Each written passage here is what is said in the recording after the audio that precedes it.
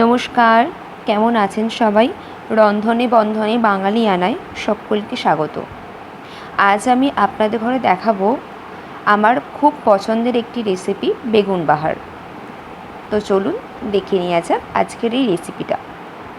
বেগুন বাহার বানানোর জন্য আমি এখানেতে 1 চামচ মতো সাদা সর্ষে নিয়েছি, 1 চামচ কালো সর্ষে নিয়েছি, আর নিয়েছি 2 চামচ মতো পোস্ত, কিছুটা নারকেল কোড়া নিয়েছি, আর নিয়েছি লঙ্কা। এই প্রত্যেকটা জিনিসকে খুব ভালো করে মিহি একটা পেস্ট বানিয়ে নেব।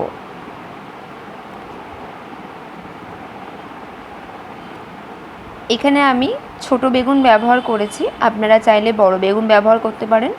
ছোট বেগুনের স্বাদ খুব ভালো হয়। আগে থেকে বেগুনটা ধুয়ে নুন আর হলুদ মাখিয়ে রেখে দিয়েছি। এরপর চলুন রান্না শুরু করা যাক। একটা কড়াই নিয়ে নিয়েছি। কড়াইতে আমি কিছুটা সরিষার তেল দিয়ে দেব।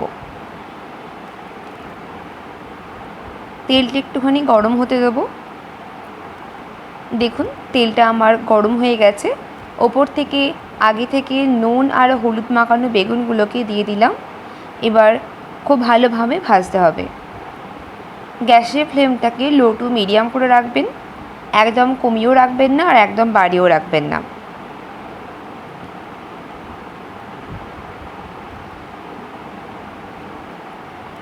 একটু লাল লাল করে বেগুনগুলো ভেজে নেব।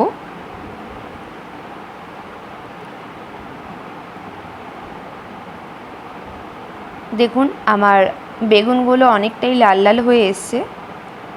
এরপর বেগুনগুলো আমি একটা জায়গাতে তুলে নিচ্ছি।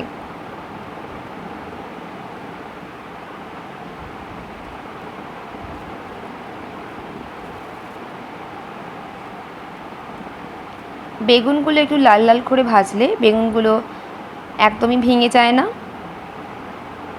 এরপর ওই তেলের মধ্যে আমি কিছুটা পাঁচফোড়ন দিয়ে দিলাম। একটু পাঁচফোড়নটা ভাজা ভাজা হয়ে এলে ওপর থেকে যে আমি পেস্টটা বানিয়ে রেখেছিলাম সেই পেস্টটা আমি ওপর থেকে দিয়ে দিলাম। এই সময় গ্যাসের ফ্লেমটাকে একদম লো করে রাখবেন।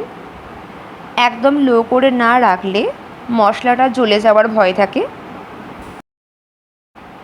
খুব ভালোভাবে মশলাটা একটু নাড়াচাড়া করে নিচ্ছি যাতে কড়াইয়ের নিচে লেগে না যায়। এরপর আমি এখানে কিছুটা জল দিয়ে দিয়েছি। মিক্সার মেশিনেতে অনেকটা মশলা লেগেছিল, সেই মশলাতে কিছুটা জল দিয়ে ওপর থেকে কড়াইয়ের মধ্যে জলটা দিয়ে দিয়েছি। এরপর ওপর থেকে আমি কিছুটা লবণ দিয়ে দিলাম। মশলাটা একটু ফুটে এলে 3 চামচ টক দই খেয়ে খুব ভালো করে ফেটিয়ে নিয়েছি মিক্সার মেশিনেতে, তো সেটাই দিয়ে দিলাম ওপর থেকে। দেখুন মশলাটা আস্তে আস্তে গাঢ় হতে আরম্ভ করেছে। যেহেতু মশলার মধ্যে পোস্ত দেওয়া আছে তাই মশলাটা আস্তে আস্তে গাঢ় হতে আরম্ভ করেছে। গ্যাসের ফ্লেমটাকে একটু হাই করে দিয়েছি আমি, একদম লো করে নিই। এবার মশলাটা আমি ফুটতে দেব। 5-6 মিনিট পর মশলাটা ফুটে গেলে আমি ওপর থেকে একটুখানি হিং দিয়ে দিলাম। হিং দিলে যে কোনো নিরামিষ রান্নাতে তার স্বাদ অপূর্ব হয়। আর আমি ওপর থেকে কিছুটা ভাজা মশলা দিলাম। এখানে আমি ধনে, জিরে আর শুকনো লঙ্কাকে শুকনো কড়াইয়ে নেড়ে নিয়ে গুঁড়িয়ে নিয়েছি, আর ওপর থেকে কিছুটা গরম মশলা গুঁড়ো দিলাম। নিরামিষ রান্নাতে এই কিছু কিছু মশলা ব্যবহার করলে তার স্বাদ অপূর্ব হয়। দেখতেই পাচ্ছেন আমার মশলাটা অনেকটা গাঢ় হয়ে এসেছে। এই সময় আমি বেগুনগুলোকে ওপর থেকে দিয়ে দেবো।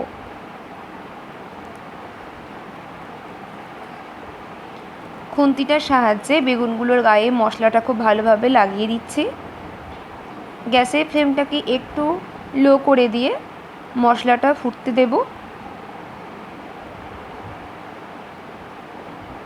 দেখুন মশলাটা খুব সুন্দরভাবে ফুটছে। ওপর থেকে আমি 2 চামচ মতো গাওয়া ঘি দিয়ে দিচ্ছি, আর কিছুটা কাসুরি মেথি ওপর থেকে দিয়ে দিলাম।